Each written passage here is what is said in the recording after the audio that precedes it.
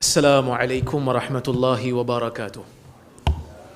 Alhamdulillah wassalatu wassalamu ala Rasulillah wa ala alihi wa sahbihi wa man wala. Asyhadu an la ilaha illallah wahdahu la syarikalah wa asyhadu anna Muhammadan abduhu wa rasuluh. Allahumma salli wa sallim ala Muhammad wa ala alihi wa sahbihi ajma'in. Amma ba'd. Terima kasih kepada Ustaz Ajmal selaku pengerusi. Alhamdulillah, walaupun saya tak ada kat sini tadi sekejap, saya pergi siapkan slide ini, tapi sambil-sambil mendengar. Dan pembentangan panel-panel, Masya Allah, begitu mendalam, begitu hebat. Jadi tuan-tuan jangan balik dulu, kerana selepas ni kita ada forum. Maulana Nasai pun akan ada bersama dengan kita, yang mana kita import khas daripada Jordan ni, Maulana Nasai Hanafi. Jadi insya-Allah kita kalau boleh tunggu sampai forum selesai lah.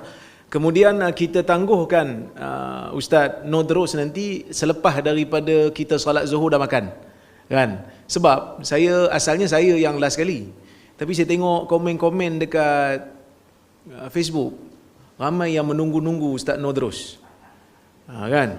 Mungkin rindu agaknya. Jadi kita kata tak apa, kita biar dia last kali, jadi orang tunggu, orang tak balik. Baik. Kita nak bincang slot saya ni lebih kepada riwayat-riwayat Nur Muhammad berdasarkan kepada ilmu hadis. Kita nak tengok dari sudut ilmu hadis. Prof tadi dah bincang berkenaan dengan konsep Nur Muhammad daripada skop yang luas. Asalnya sebelum daripada kedatangan syariat Islam, begitu juga yang lain-lain Ustaz Nasim bawa dalam kitab tafsir. Jadi kali ini kita nak tengok daripada sudut ilmu hadis. Macam mana riwayat-riwayat Nur Muhammad ni, adakah ia wujud dalam kitab-kitab hadis dengan sanad yang sahih ataupun tidak? Kita cuba tengok insya-Allah. Baik, sebelum itu kita nak pergi kepada satu mukadimah dululah. Saya nak buat satu penjelasan yang kita kena jelas sama-sama, iaitu beriman kepada Nabi SAW merupakan perkara yang wajib.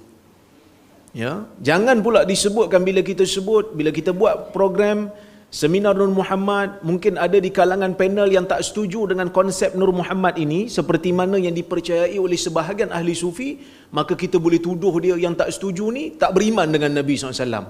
Beriman dengan Nabi SAW adalah satu perkara yang berbeza daripada percaya kepada konsep Nur Muhammad yang kita bincangkan pada hari ini. Kita semua beriman dengan Nabi SAW sebagai Rasul, sebagai pembawa wahyu yang menyampaikan wahyu daripada Allah Azza wa Jalla kepada kita. Itu yang pertama. Yang kedua, cinta kepada Nabi SAW juga merupakan satu kewajipan. Ini tak ada siapa yang khilaf di kalangan orang Islam. Bukan bermakna bila kita tak setuju dengan konsep ni maka kita tak sayang Nabi. Tak. Ada orang sayang pada Nabi walaupun dia tak pernah menghadiri majlis maulid Nabi. Ada orang sayang kepada Nabi SAW walaupun dia tak pernah hadir majlis-majlis qasidah memuji Nabi SAW. Jadi cara untuk menunjukkan kecintaan kepada Nabi SAW yang disepakati oleh semua, iaitulah kita berpegang dengan sunnah Nabi SAW. Dalam bab yang lain kita mungkin boleh berbeza bagaimana cara untuk memanifestasikan cinta kita kepada Nabi, tapi dalam bab pegang sunnah Nabi, pertahan sunnah Nabi, jaga sunnah Nabi SAW, itu betul-betul disepakati sebagai tanda kecintaan kita kepada Nabi Muhammad SAW. Jadi bila kita bahas tentang isu ni, kita nak tengoklah betul ke tidak ada riwayat Nur Muhammad ini yang sahih di sisi ulama-ulama hadis. Sebab usaha ini salah satu daripada usaha yang telah dimulakan oleh ulama di zaman dulu lagi. Tidak ada kitab yang glamour, tidak ada kitab yang diambil manfaat secara meluas yang ditulis oleh, yang dikarang oleh ulama-ulama silam, melainkan akan ada muhaddithin yang akan menilai riwayat-riwayat hadis di dalamnya. Kalau ada hadis yang dimasukkan, yang dikepilkan di dalam kitab itu bermasalah, mereka akan huraikan. Seperti mana yang ditunjukkan oleh Al-Imamul Iraqi, Ibn Hajar Asqalani dan Az-Zailai dan juga yang lain-lain lagi. Okey. Kemudian ghulu ataupun melampau dalam mengangkat Nabi SAW lebih daripada martabat baginda adalah satu benda yang dilarang. Seperti mana sabda Nabi SAW, la tutruni kama atratin nasara ibna Maryam fa innama ana abduh faqulu abdullah wa rasuluh, atau kama qala Nabi SAW mengatakan dalam hadis, kamu jangan melampau dalam memuji aku seperti mana Nasara melampau dalam memuji Isa anak Maryam. Sesungguhnya aku adalah hamba Allah, maka kamu katakan Abdullah wa Rasuluh. Nabi adalah hamba Allah dan Rasulnya. Ya, baik. Dan kebenaran diutamakan. Bila kita bincang tentang isu-isu akademik ni, kebenaran dulu. Walaupun datang daripada orang yang kita tak suka. Walaupun datang daripada orang yang akhlaknya mungkin tak berapa baik macam kita. Mungkin akhlak kita baik sikit daripada orang lain. Mungkin. Tapi kalau kebenaran tu datang daripada mulut dia, kita kena terima. Saya bawa kisah ataupun satu nukilan daripada Al-Imam Az-Zahabi dalam Siyar, yang mana ada seorang tokoh besar dalam Islam ni, nama dia Muhammad bin Umar Al-Ji'abi. Ya, dia ni kata Az-Zahabi min a'immati hadha sya'an bi Baghdad ala ra'si 50 wa 300 illa annahu fasiq raqiquddin waliya qada'a mausil. Zahabi ni, kalau tuan-tuan tengok dalam Siyar, tengok dalam Tarikhul Islam, dia ada sifat insaf, munsif. Dan dia tetap kata min a'immati hadha sya'an, tokoh dalam ilmu ini. Maksud tokoh dalam ilmu hadis. Ya.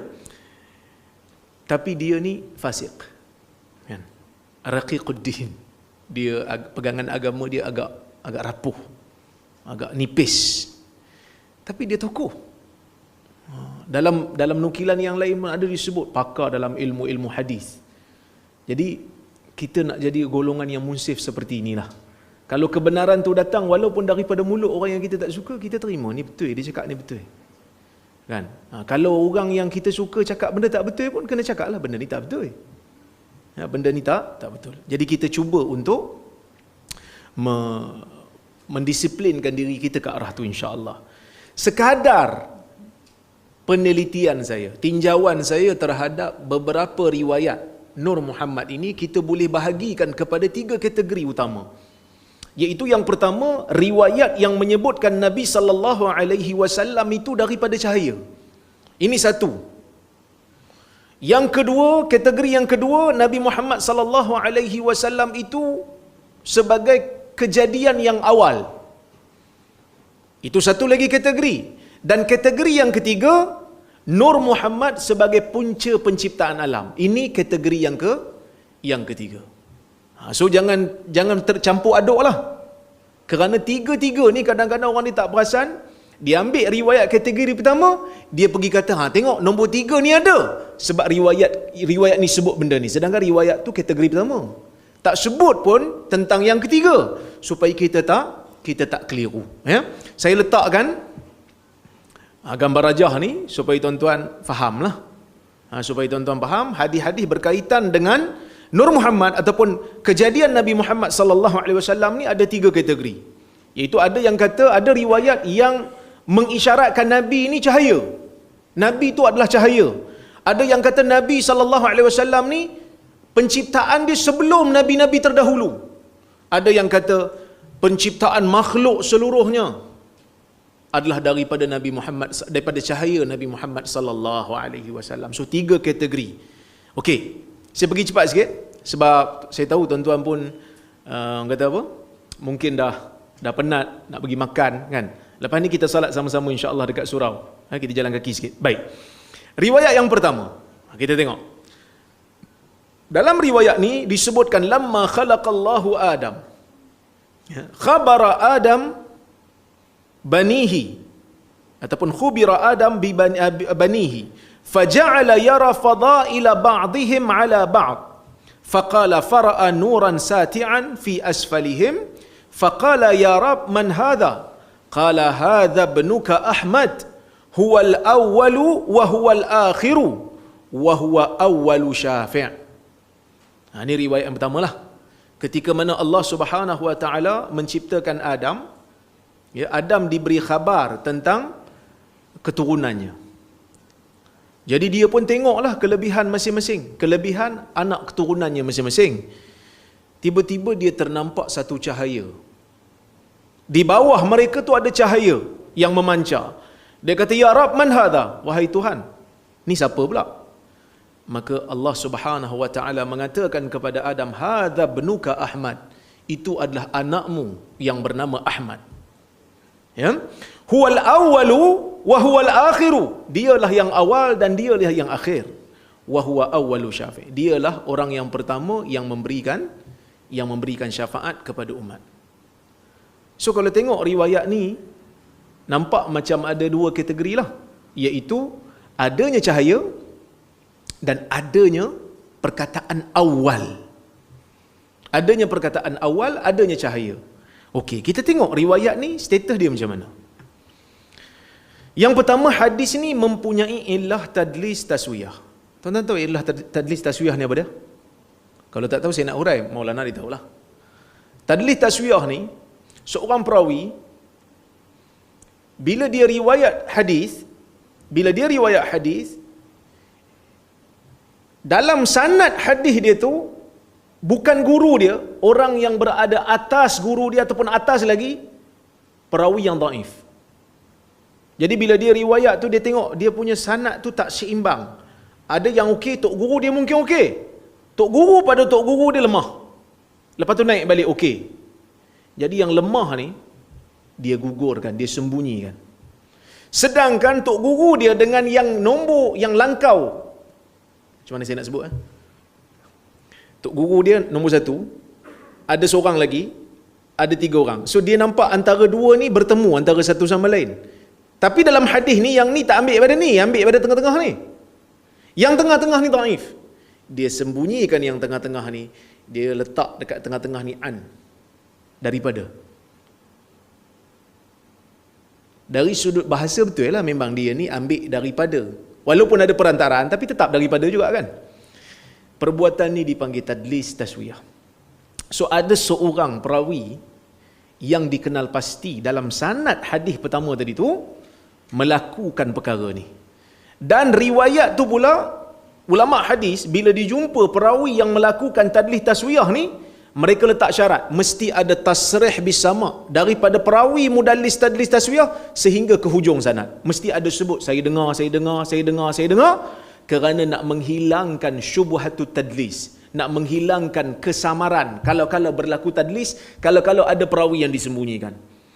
Jadi bila Mubarak bin Fadalah dikenal pasti oleh Ibn Hajar melakukan tadlis taswiyah, dan dalam sanad tu daripada dia ada yang menggunakan tidak ada penjelasan dengar secara langsung daripada tok guru dia, maka para ulama mengatakan hadis ini tidak sahih. Kemungkinan berlakunya penyembunyian perawi. Itu yang pertama. Yang kedua, tak ada dalam hadis ni yang menunjukkan Nabi SAW dicipta daripada cahaya pun. Dia cuma cakap Nabi Adam ternampak cahaya. Kan ada beza kan? Ternampak cahaya dengan dicipta daripada cahaya. Kita dekat hari kiamat nanti ni, orang Islam ni ada cahaya tak? Ada cahaya. Yang disebut dalam hadis ghurran muhajjalin. Kita akan dibangkitkan daripada kubur dalam keadaan ghurra, dalam keadaan muka, tangan dan kaki kita bercahaya. Min atharil wudu, daripada kesan-kesan wudu. Adakah kita dicipta daripada cahaya? Jawapannya taklah. Kita dicipta daripada tanah, daripada unsur tanah. Jadi bercahaya dengan dicipta daripada cahaya berbeza. Okey, itu yang kedua.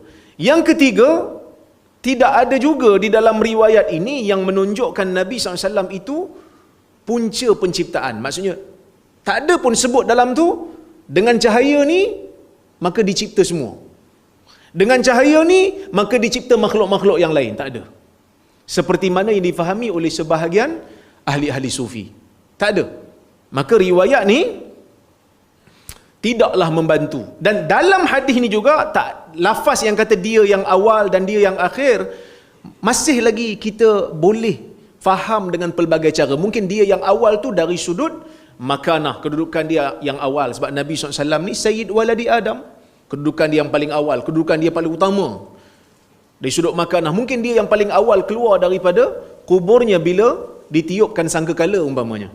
Mungkin dia yang paling awal yang masuk ke dalam syurga umpamanya. Yang akhir pula kerana dia diutuskan yang paling akhir. So, Lafaz ini tidak begitu jelas lah untuk membantu mereka yang percaya kepada konsep Nur Muhammad.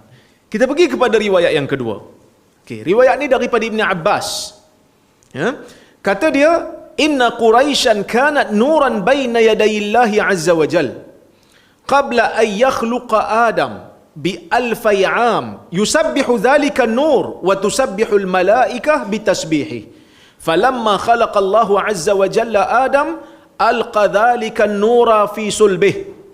Faqala Rasulullah sallallahu alaihi wasallam fa ahbatani Allahu azza wa jalla ila al-ard fi sulbi Adam wa ja'alani fi sulbi Nuh fi safinatihi wa qadhafa bi fi an-nar fi sulbi Ibrahim alaihi salam. Thumma lam yazal yanquluni fil aslabil karimah ila al-arhamit tahirah hatta akhrajani min baini abawai wa lam yaltaqiya ala sifahin qat. Yang bermaksud daripada Ibn Abbas. Ibn Abbas mengatakan sesungguhnya Quraisy tu asalnya cahaya. Quraisy tu asalnya cahaya ya di sisi Allah Subhanahu wa taala sebelum Allah menciptakan Adam. Sebelum Allah Taala ciptakan Adam selama 2000 tahun. Yang mana cahaya tu bertasbih kepada Allah. Malaikat pun bertasbih dengan tasbih cahaya tu.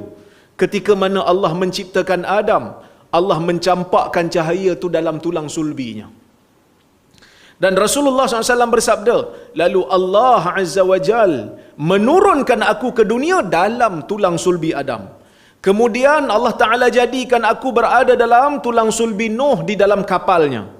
Kemudian Allah Ta'ala campakkan aku di dalam api yang membakar Nabi Ibrahim. Waktu tu aku ada dalam sulbi Nabi Ibrahim.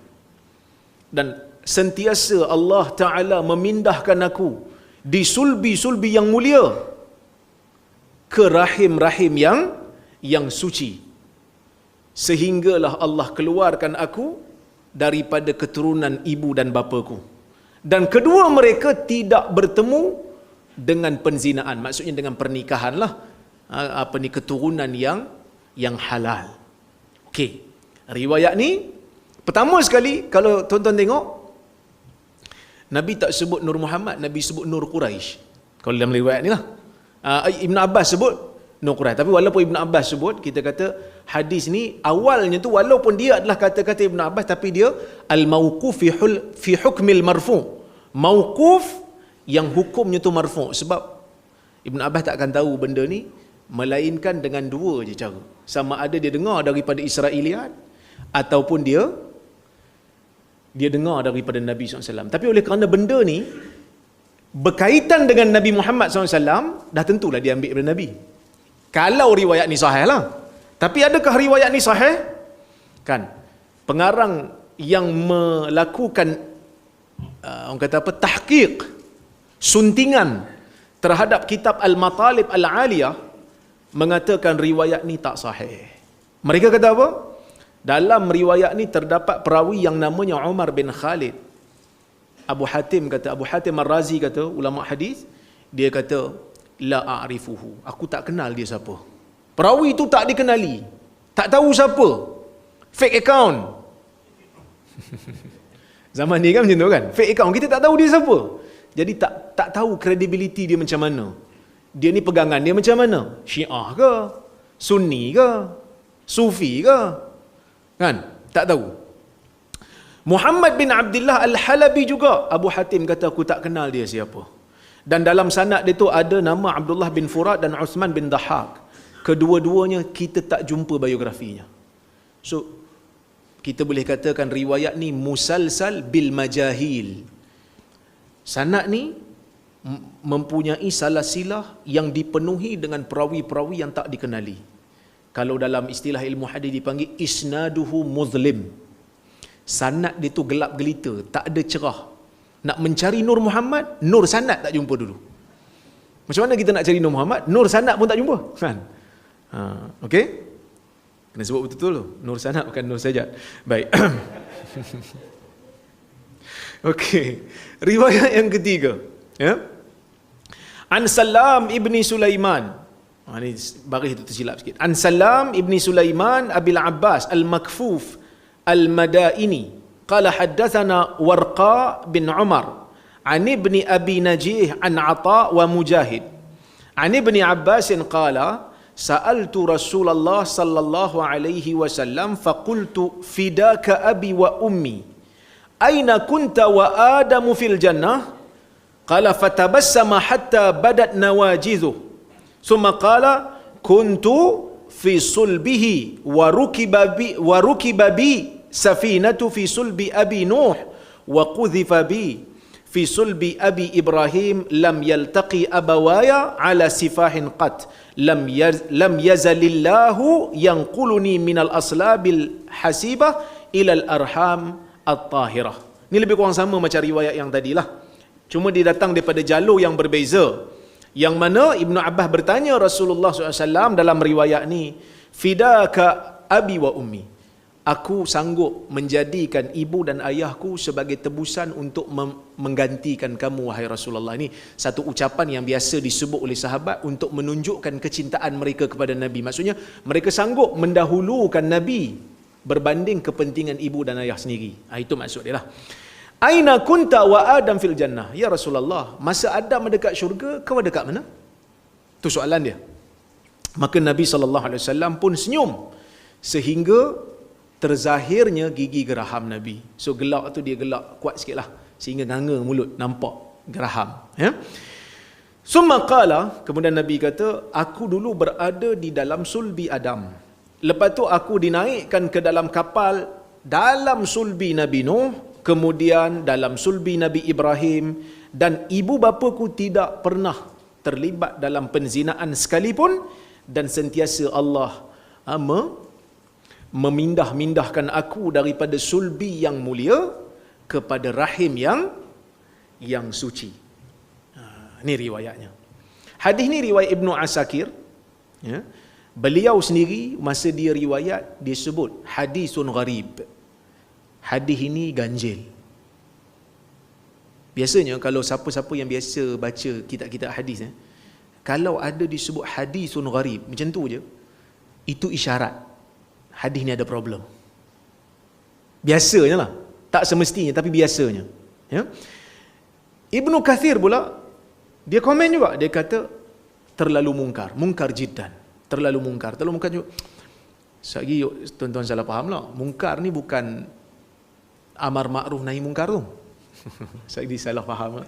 Mungkar ni maksudnya riwayat yang tak dikenali, daripada mana datang ni, sanad ni daripada mana datang, gitu ya. Dan Salam bin Sulaiman yang ada dalam sanad ni, Uqaili kata la yutaba'u ala hadithi. Hadis dia tu tidak ada mutabaat. Tahu mutabaat? Mutabaat ni, kalau tuan-tuan hari ni duduk dalam seminar ni, saya baca hadis, tuan-tuan nanti balik riwayat pada anak murid, kira tuan-tuan ni sama-sama tuan-tuan mutabaat. Ikram, Ustaz Ikram mutabaat dengan Prof. Nanti anak-anak murid masing-masing nanti akan riwayat dalam buku hadis. Seorang riwayat daripada Rozaimi, Ustaz Ikram riwayat, Prof Hazam pun riwayat daripada Rozaimi. So kedua-duanya dipanggil mutabaat. Mutabik. Maksudnya berkongsi riwayat daripada jalur yang sama. Kalau perawi itu kukuh macam Imam Malik kan, macam Hamad bin Zaid, macam Syu'bah, tokoh-tokoh besar dalam hadis, kalau dia mutabaat seorang-seorang, dia tak ada mutabaat, dia seorang-seorang dia, mungkin okey. Kerana kesungguhan dia dalam menuntut ilmu menyebabkan dia mungkin wasi'ul ittila'. Dia punya pendedahan dia terhadap hadis-hadis tu luas sehingga orang lain mungkin tak tahu. Sebab dia belajar hadis bersungguh. Tapi kalau tiba-tiba perawi yang tak berapa kita nak kenal bawa satu riwayat yang orang lain tak tahu, tak ada siapa sokong riwayat dia, tak ada siapa kongsi riwayat dengan dia, ini menimbulkan satu tanda tanya. Hang datangkan hadis ni daripada mana? Mana hang dapat hadis ni? Soalan ni simple. Kalau kawan kita jenis tak berapa nak ingat sangat, tiba-tiba dia bawa satu berita, usah kata isu agama, isu jadual exam aja, jadual midterm, kita terpaksa ponting. Sebab apa? Sebab kita mungkin sakit, duduk dekat asrama kan, duduk dekat kampus sakit, tiba-tiba seorang kawan kita tahu dia ni kalau periksa satu poin je yang meluluskan dia. Kau tak ada fail. Dia pun datang, dia kata esok lecturer kata dia nak buat exam. Kita pun tanya, betul ke? Betul? Kita pun tanya kawan sekelas, betul ke lecturer kata esok exam? Seorang pun kata tak ada pun. Kita akan kata, hang tak dapat berita ni daripada mana? Dia kata sebenarnya semalam saya mimpi. Cik.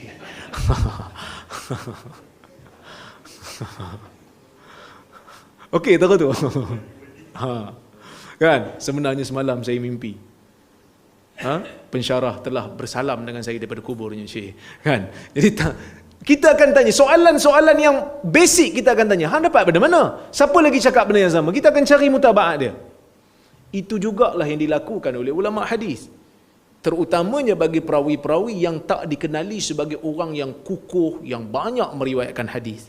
Okey, itu Uqaili kata. Ibn Adi ni dia ada tulis kitab Al-Kamil fi Du'afa'ir Rijal. Dia kata apa? Huwa indi munkarul hadis wa 'ammatu ma yarwihi hisan illa annahu la yutaba'u alaih. Dia di sisi aku munkarul hadis. Banyak riwayat hadis mungkar yang tak dikenali. Wa 'ammatu ma yarwihi hisan. Hisan ni Maulana Nasa'i tahu. Hisan di sisi mutaqaddimin ni ada banyak makna juga kan. Abu Hatim pun ada. Tapi hisan di sisi Ibn Adi ni boleh buat kajian. Ni nak cadang juga lah. Siapa yang nak buat master boleh. Apa ni? Madlulu mustalah hisan inda Ibn Adi. Apa maksud perkataan hisan? Kerana hisan ni di sisi ulama mutaqaddimin yang awal-awal boleh jadi hadis ni baik. Boleh jadi hadis ni rare. Kalau apa Syu'bah disebut hisan, maksudnya rare. Hadis Arzami kan. Okay. Dia lari sebab dia kata hisan. Min husnihi farart. Kerana hadisnya yang rare itulah aku tak berapa nak ambil riwayat dia sebab rare, orang lain tak tahu. Okay. Ada juga yang bermaksud hasan ni bermaksud baik. Cuma dia kata illa annahu la yutaba alaih. Tapi dia tak ada sokongan banyak dalam riwayat. Dia tak banyak sokongan. Orang lain tak riwayat macam dia. Abdurrahman bin Abi Hatim, anak kepada Abu Hatim Ar-Razi, dia kata sami'a minhu abi, bapa dia iaitu Abu Hatim mendengar daripada perawi ini di Dimashq ketika mana rihlah pertama, wasu'ila anhu, dan ayahku ditanya tentangnya, kata ayahku laisa bil qawi, dia ni bukan seorang perawi yang kuat. So riwayat dia lemah lah. Riwayat dia lemah. So riwayat ni pun tak dapat nak dipakai. Dah 3 riwayat yang kita jumpa, riwayat-riwayat ni masih lagi belum sahih. Tapi kita cari lagi. Kalau ada kan, sinar di hujung jalan, mana kita nak tahu kan. Riwayat nombor 4. An Ali bin Asim, an Ata bin Sa'ib, an Murrah Al-Hamdani, an Ibni Abbasin, qala qultu ya Rasulullah, aina kunta wa Adam fil jannah? Qala kuntu fi sulbih. Ini hadis yang lebih kurang sama macam tadi. Cuma dia datang daripada riwayat Ali bin Asim daripada Ata bin Sa'ib. Okey. Ibnul Jauzi dalam kitab dia Al-Mawdu'at menghukum hadis ni sebagai palsu. Sagi ada orang kata kat saya, dia kata Ibnul Jauzi tak boleh pakai sebab Ibnul Jauzi ni banyak hukum hadis palsu dalam Mawdu'at yang dikritik oleh ulama. Kita kata kurang cermat tu. Ibnul Jauzi boleh pakai, cuma kena hati-hati saja. Sebab ada kecenderungan bila kita kata Ibnul Jauzi hukum palsu, dia tu kata Ibnul Jauzi mutasyaddid fil hukum 'ala al-hadis bi annahu mawdu'. Ibnul Jauzi ni terlalu ketat, semua benda nak hukum palsu. Kita kata betul, tapi bukan kita tolak semua. Al-Hakim mutasahil fi tashih.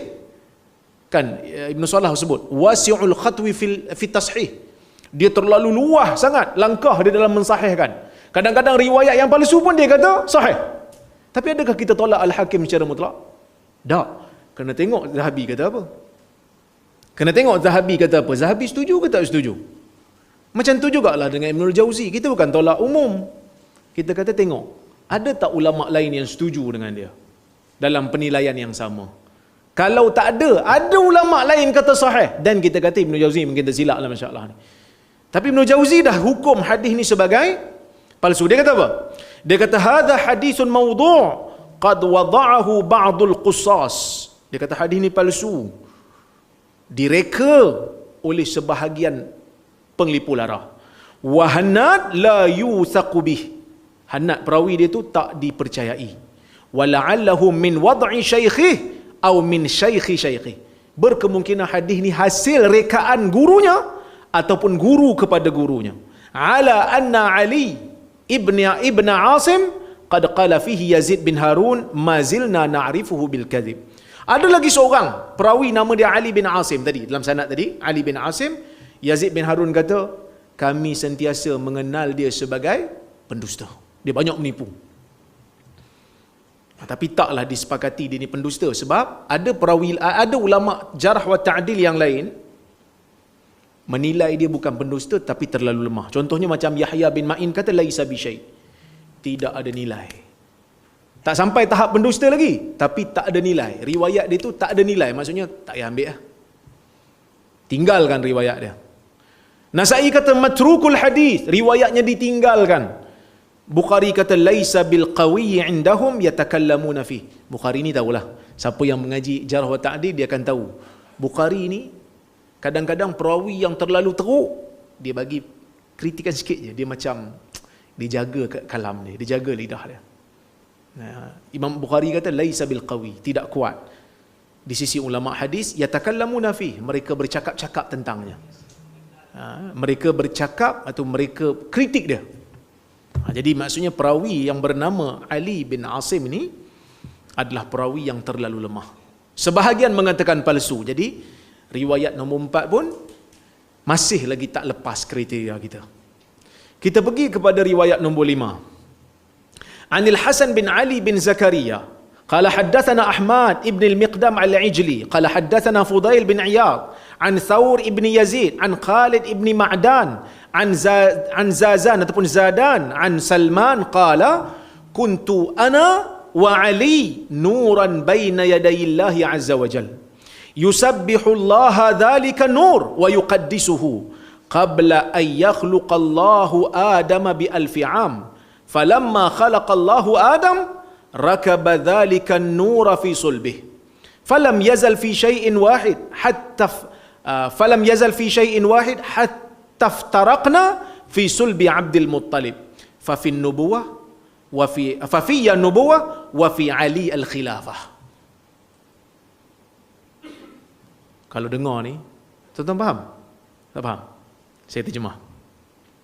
Daripada Hasan bin Ali, saya tak mau bacalah sanad tu. Saya baca daripada Salman. Daripada Salman, dia mengatakan Nabi SAW bersabda, Kuntu ana wa Ali nuran baina yadayillah. Aku dan Ali ini adalah cahaya di hadapan Allah. Aku dan Ali. Kita bincang pasal apa? Nur Muhammad kan? Kena tambah. Kalau hadis ni sahih, kena tambah Nur Muhammad dan Nur Ali. Ada tambahan? Okey. Aku dan Ali merupakan cahaya di hadapan Allah, yang mana cahaya itu bertasbih kepada Allah dan menyucikan Allah sebelum Allah menciptakan Adam selama 1000 tahun. Ketika mana Allah menciptakan Adam, Allah memasukkan cahaya itu di dalam sulbinya. Dan sentiasa cahaya ni satu objek, sehinggalah kami berpecah pada sulbi Abdul Muttalib. Fafiya nubuwah, pada aku jadi kenabian, wa fi Ali al-khilafah, pada Ali itu jadi khilafah. Ali jadi khalifah, aku jadi nabi, tapi kami cahaya yang satu. Bila sampai dekat Abdul Muttalib, maka kami terpecah, cahaya kami terpecah. Ali dapat sikit, aku dapat separuh.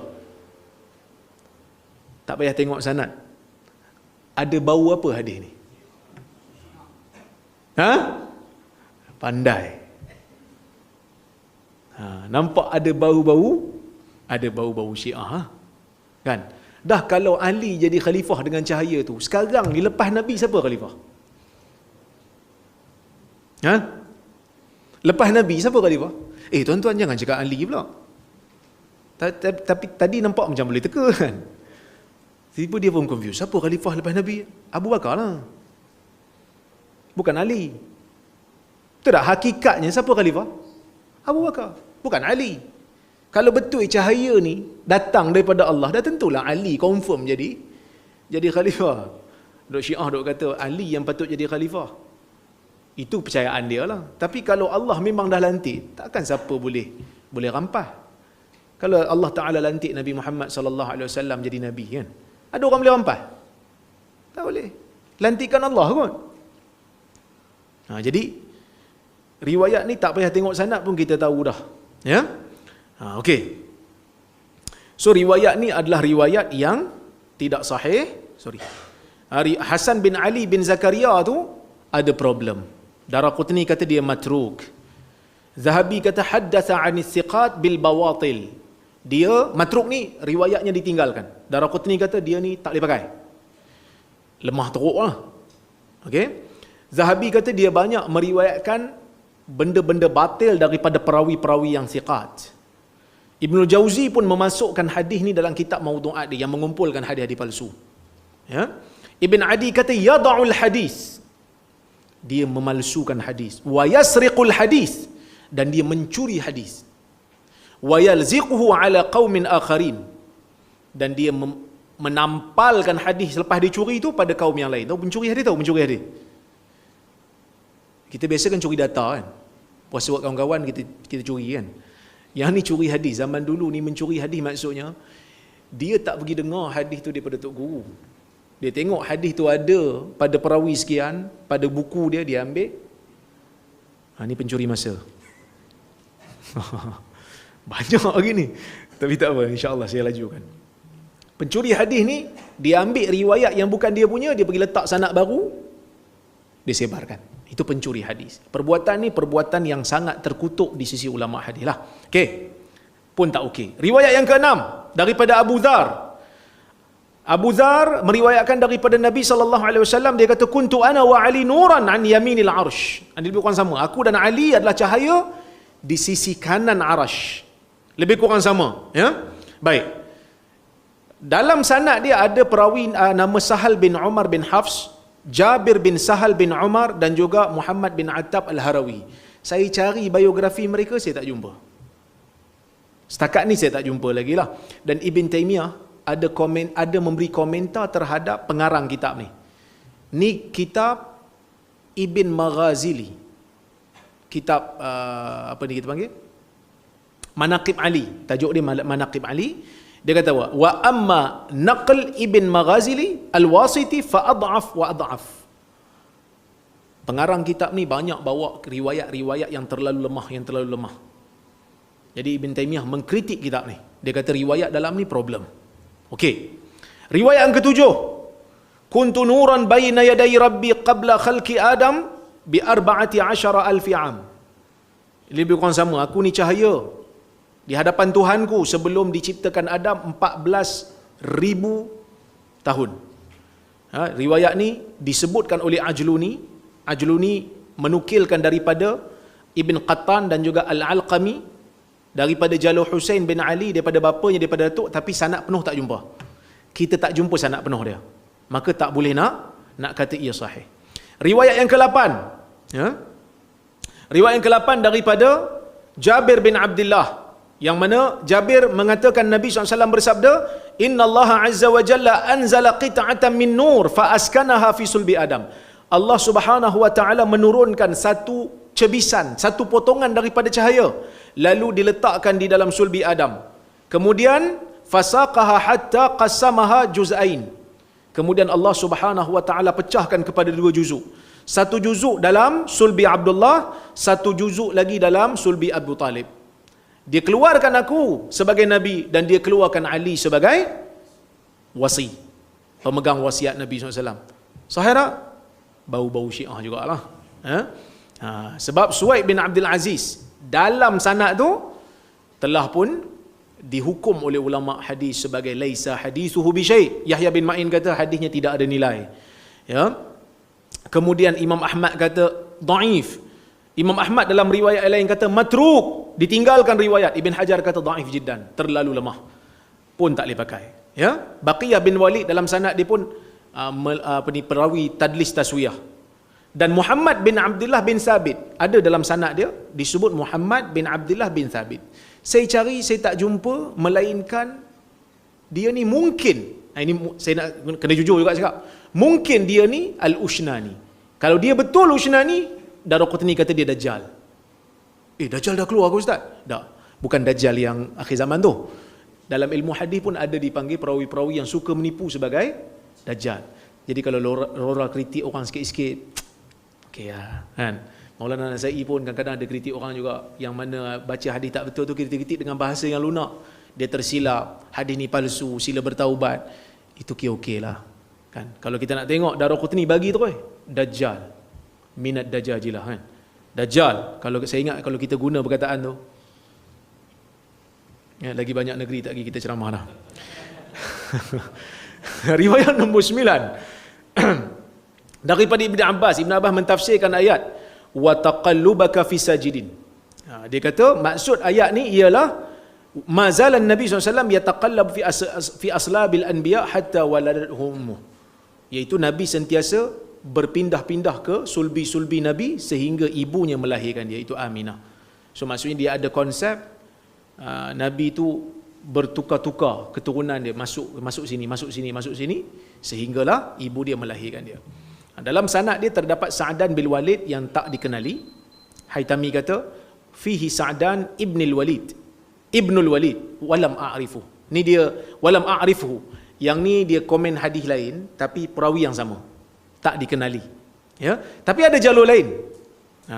Jalur lain daripada Ibn Abbas, jalur Syabib bin Bishr. Ibn Ma'in kata dia siqah. Abu Hatim melemahkan dia. Ibn Hibban kata dia ni okey, tapi dia banyak buat salah. So kita fahamlah, Yahya bin Ma'in kata dia siqah ni hanya dari sudut sifat baik dia. Tapi sifat dia lupa, itu tidak melepaskan dia daripada kritikan. Maksud ada orang baik tapi pelupa. Jadi mungkin Yahya bin Ma'in tengok dia ni baik, sebab tu dia kata siqah, dipercayai sekadar apa yang dia tahu. Tapi Ibn Hibban kata dia banyak buat salah. Abu Hatim kata dia lemah. Ya, tapi Ibn Hajar menilai hadis ni sebagai hasan. Mungkin kerana dia ada penguat tadi tu, mutabaat yang tadi tu ada penguat dia, iaitu Sa'dan tak dikenali, dikuatkan dengan jalur Syabib ni. Tapi kalau kita sahihkan hadis ni pun, ada tak dalam hadis ni yang menunjukkan Nabi SAW sebagai makhluk pertama? Tak ada. Dia cuma bagi tahu Nabi itu keturunan dia diturunkan daripada nabi-nabi yang sehingga ibu dia melahirkan dia. Dan tidak ada pun dalam hadis ni ataupun riwayat Ibn Abbas ni yang menunjukkan Nabi dicipta daripada cahaya. Kalau kita kata hadis ni hasan sekalipun, tidak membantu kepercayaan Nur Muhammad. Okey. Kemudian riwayat yang ke-10. Lamma khalaqallahu Adam ja'ala dhalika an-nur fi dhahri fakana yalma' fi jabini. Allah ketika menciptakan Adam, dijadikan cahaya tu dalam tulang belakang Adam, dan cahaya tu bersinar, yalma' fi jabini, bersinar di muka Adam. Okey, riwayat ni ada disebutkan dalam sebahagian kitab mutaakhirin, kitab-kitab yang membicarakan tentang madaih an-nabawiyah, perkara-perkara buku-buku yang memuji Nabi SAW, tetapi tidak dijumpai sanadnya. So kita tak boleh nilai lah, kita kata setakat ni tak dijumpai asal. So kita tawakuf. Riwayat nombor 11. Ada riwayat menyebutkan kuntu awwalan nasi fil khalq wa akhirahum fil ba'ats. Aku manusia yang paling awal dalam penciptaan dan paling akhir dalam ba'ats, yang paling akhir diutuskan. Okey. Ni antara riwayat yang paling kuat lah dalam bab ni, selain daripada riwayat yang Ibn Abbas tadi tu. Okey. Cuma terdapat percanggahan dalam riwayat ni. Sa'id bin Bashir meriwayatkan secara mausul daripada jalur Qatadah. Sa'id bin Bashir riwayat hadis ni daripada Qatadah, daripada Abu Hurairah. Daripada Al-Hasan Al-Basri, daripada Abu Hurairah. So jalur dia tu elok lah nampak. Zahirnya nampak elok. Sa'id bin Bashir, Qatadah, Hasan Al-Basri, siapa? Abu Hurairah. Nampak macam okey. Tapi jalur ni disanggah oleh anak murid Qatadah yang lebih kuat daripada Sa'id, iaitulah Sa'id bin Abi Arubah. Sa'id bin Abi Arubah dan juga Abu Hilal meriwayatkan hadis ni secara mursal daripada Qatadah. So ada percanggahan. Riwayat yang sama, hadis yang sama, tapi ada perawi tambah nama Hasan dengan Abu Hurairah, ada perawi tak tambah. Bila jadi macam tu nak buat apa? Siapa belajar ilal?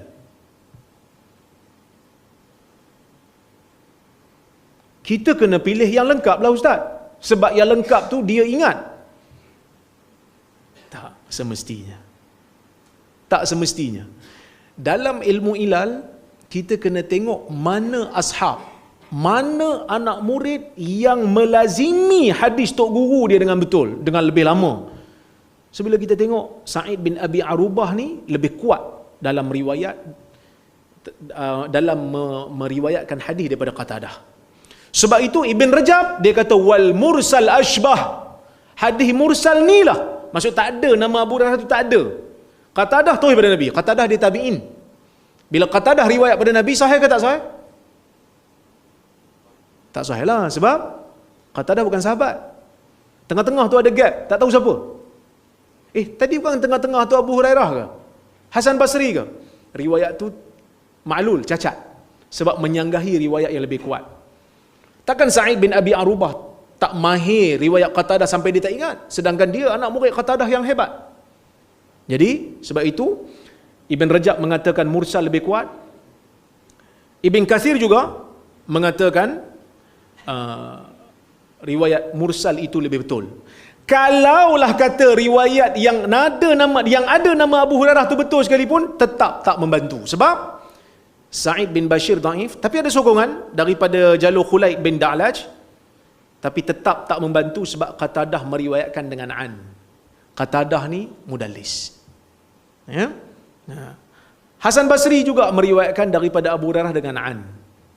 Dan adakah Hasan pernah dengar daripada Abu Hurairah? Itu persoalan yang lebih luas kalau kita nak bincang, masa tak cukup. Sebab ada ulama hadis yang kata Hasan tak pernah dengar daripada Abu Hurairah. Ada yang kata pernah dengar. So berlaku percanggahan di kalangan ulama hadis. Okey. Hadis ke-12. Ni hadis yang paling glamour.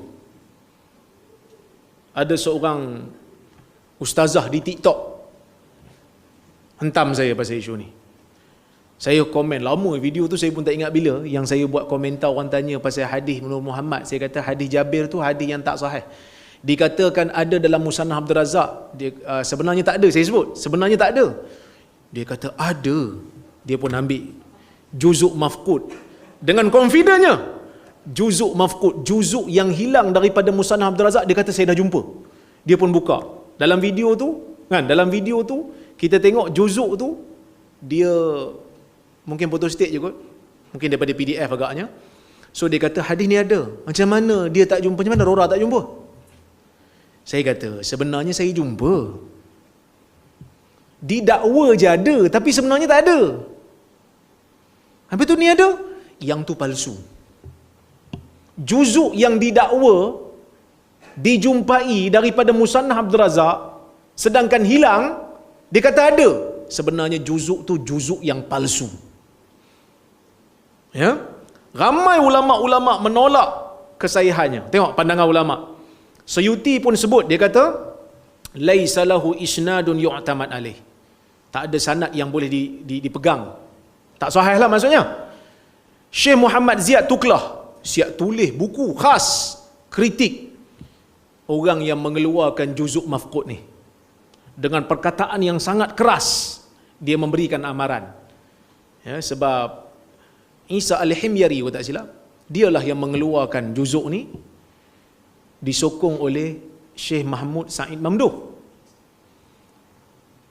Ulama-ulama, boleh saya katakan daripada pelbagai negara, daripada Afrikanya, daripada Saudinya, daripada pelbagai negara, daripada Mesir pun ada, mereka menilai semula manuskrip dan mereka dapati manuskrip ni memang palsu. Sebab tu tuan-tuan dan puan-puan rahmati Allah sekalian, kita tak boleh nak tambah apa-apa dalam agama ni melainkan mesti terbukti kita bohong kalau tak ada bukti betul. Dia dakwa manuskrip tu manuskrip yang asal, ditulis pada kurun ke-10 di Baghdad. Orang tengok tulisan tu orang tahu ni tulisan baru. Kertas pun kertas baru. Cara tulis pun tak macam cara tulis ulama muhaddisin. Syekh Ahmad Ma'bad, ulama besar Azhar hadis, dia tengok manuskrip tu, dia kata ini bukan macam tulisan orang zaman kurun ke-10.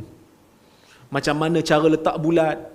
Dia kata bulat yang ada dalam manuskrip ni bulat dengan berwarna di dalam dia. Biasa kalau zaman tu bulat dia bulat kosong. Bila telah dilakukan muqabalah, perbandingan dan cek yang mana yang asal, yang mana yang orang kata apa? Salinan, bila dah cek semua sama, dia akan letak tanda di tengah-tengah. Maksudnya nuskah ni nuskah muqabalah, nuskah yang telah di muqabalah apa? Mana? Dibandingkan. Yang telah di cross check. Sebab zaman dulu tak ada photostat. Zaman dulu buku tak ada photostat, sekarang photostat. Dulu tak ada photostat. Macam mana kita nak salin buku? Siapa tahu? Nak salin buku. Ambil naskah tok guru ataupun anak murid kanan tok guru, pergi letak dekat nusakh. Pergi letak dekat orang yang ambil upah menulis. So dia akan tulis. Bila dia tulis, naskah yang mansukhah, naskah yang disalin akan dibandingkan. Kita akan baca balik tengok sama tak? Sebab nusakh ni kadang-kadang dia bukan ilmuwan, dia ambil upah je. So cara tu telah terbukti salah. Dan Syekh Rumari juga dalam kitab dia Mursyidul Hair menghukum hadis ni sebagai palsu. Syekh Adab juga menghukumnya sebagai palsu. Dan yang menariknya, tuan-tuan dan puan-puan rahmati Allah sekalian, Syekh Mahmud Said Mamduh yang asalnya memberikan mukadimah kepada juzuk yang dijumpai yang kononnya daripada Musannaf Abdul Razak tu, Syekh Said Mamduh akhirnya tarik balik.